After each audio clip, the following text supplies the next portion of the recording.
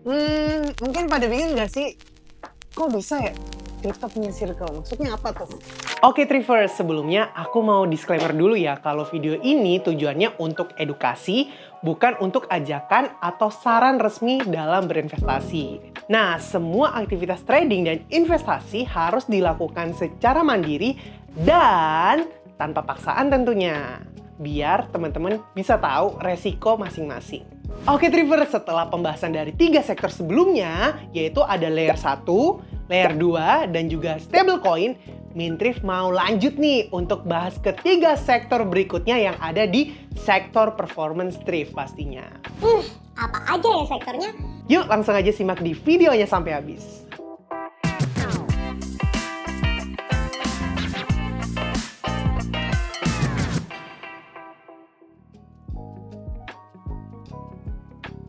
Nah, 3 sektor yang bakal kita bahas habis ini itu ada DPIN, AI, dan juga meme.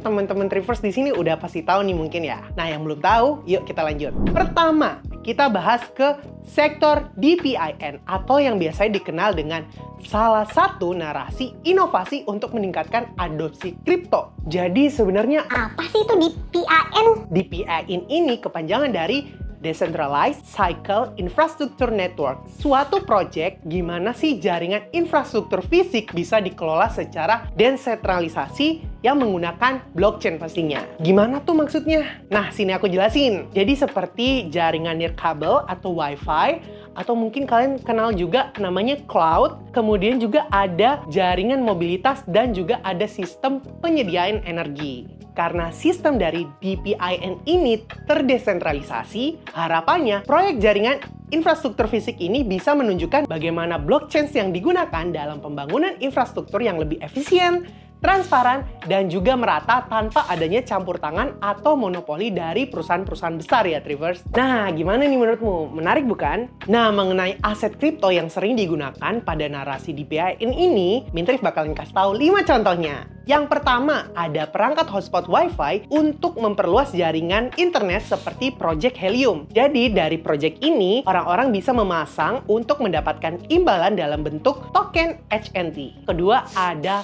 Filecoin. Nah, cara kerjanya itu dengan menyewakan kapasitas penyimpanan komputer yang bisa dibayar dengan token Fil. Dan ketiga, ada Render Network. Pengguna bisa memanfaatkan GPU mereka untuk rendering grafis secara terdesentralisasi dengan imbalan token render ini sebagai insentif atas kontribusi dari daya komputasi para penggunanya. Kemudian yang keempat ada The Graph, di mana project ini merupakan protokol pengindeksan data untuk DPIN dan juga Web3. Yang terakhir ada Akas Network, di mana project ini berupa komputasi cloud yang terdesentralisasi dan merupakan alternatif murah untuk AWS. Nah, dari sini apakah udah cukup jelas gimana gambaran dari sektor DPIN ini, Trivers? Kalau gitu kita lanjut lagi yuk ke sektor selanjutnya, yaitu AI, Artificial Intelligence.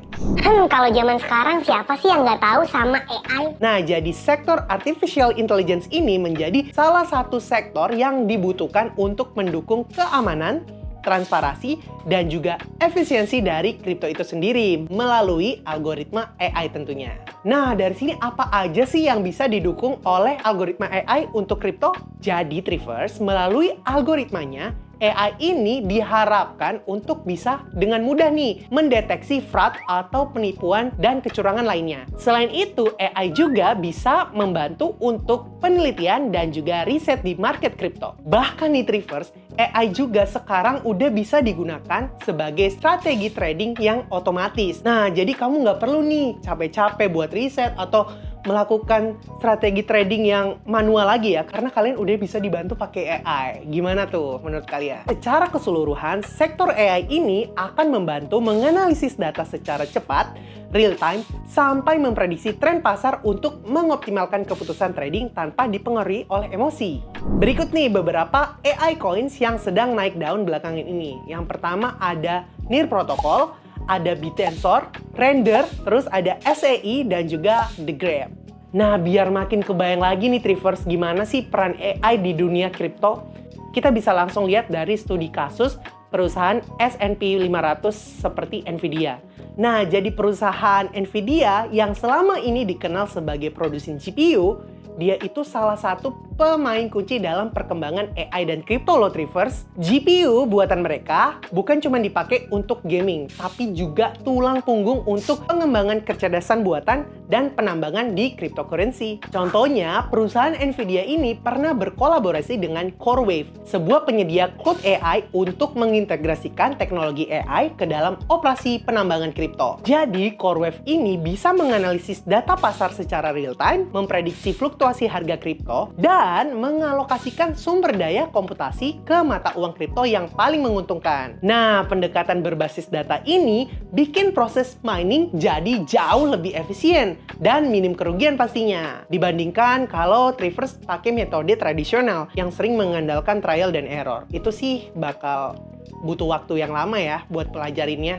Selain itu, GPU dari Nvidia ini juga banyak loh dipakai untuk mengembangkan algoritma trading otomatis yang berbasis dengan AI. Nah, dengan kemampuan analisis data yang super cepat, trader-trader ini bisa mengambil keputusan berdasarkan prediksi tren pasar tanpa terpengaruh oleh emosi. Jadi nggak heran nih kalau permintaan GPU Nvidia melonjak drastis, bahkan pendapatan mereka naik sampai 265% gara-gara kebutuhan AI. Dan penambangan kripto juga nih yang makin tinggi. Makanya permintaan untuk GPU-nya makin melesat juga nih, Trivers. Lewat contoh dari Nvidia ini, kita bisa belajar nih gimana sih AI benar-benar mengubah cara kerja di dunia kripto. Mulai dari efisiensi mining, deteksi fraud, sampai strategi trading yang lebih canggih dan minim resiko pastinya. Nah, itu dia untuk sektor AI. Sekarang kita lanjut ke sektor selanjutnya. Selanjutnya yaitu sektor meme. Nah, ini nih yang kalian pasti tunggu-tunggu. Let's go kita bahas.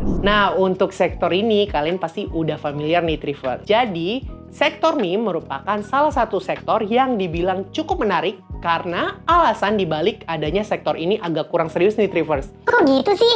Jadi ceritanya kayak gini, awal mula meme coin ini muncul dikarenakan karena niat seorang software engineer bernama Billy Markus. Nah, si Billy ini pengen banget nih nunjukin ke komunitas kripto kalau bikin mata uang kripto itu ternyata mudah. Nggak cuman ngomong aja, Trivers, ternyata Billy ini langsung menciptakan meme coin pertama pada waktu itu, yaitu Dogecoin. Siapa nih yang holder Doge sampai sekarang? Selain untuk membuktikan kalau menciptakan mata uang kripto itu mudah, Dogecoin awalnya diciptakan dengan tujuan untuk lelucon aja sebenarnya nih ke komunitas kripto.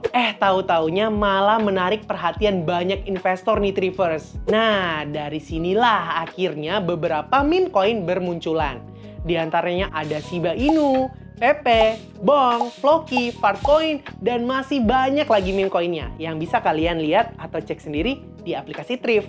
Meskipun awalnya dibikin untuk lucu-lucuan, tapi ada fakta nih di baliknya, Trivers. Nah, dari meme coin ini ternyata memiliki tingkat volatil yang cukup tinggi. Jadi, meme coin ini sangat mudah nih buat mendapatkan profit. Namun, kerugian juga demikian. Jadi, gampang anjlok atau longsor juga, Trivers. Siapa nih di sini yang sering kenal rug pull meme coin? Kok gitu sih? Karena hal ini dipengaruhi oleh salah satu alasannya. Yang utama karena kurangnya inovasi dari pengembangan meme coin itu sendiri, Trivers.